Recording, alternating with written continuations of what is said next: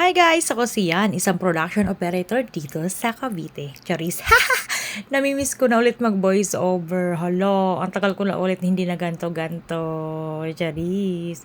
Ayun na guys, nagpe-prepare na nga ako. At nagsusukay-sukay na nga ako kasi nagmamadali na nga akong pumasok. Kasi nga, tag-ulan na naman mga inday at ayaw na ayaw ko talaga magkapote pag napasok. Kasi nga pagdating ng company, naku hulas na ang sister nyo. Grabe sobrang pawis at ang init-init pag nakakapote. Kaya minsan, nagmamadali ako. Kaya nga minsan naabutan ako lang ulan sa daanan na hindi pala ako nagkakapote. Hayaan mo yung mabasa. Pero hindi naman ganun kalakas ang ulan. Ayan na nga, nagsusuot na akong reflector vest ko. Kasi alam mo guys, simula ng July 1, bawal na pumasok sa loob ng economic zone na hindi reflector vest kasi nga siyempre may mga accident something ganyan kaya need na magsuot ng reflector pag pumasok ng EPSA. So ayan, required na talaga yan.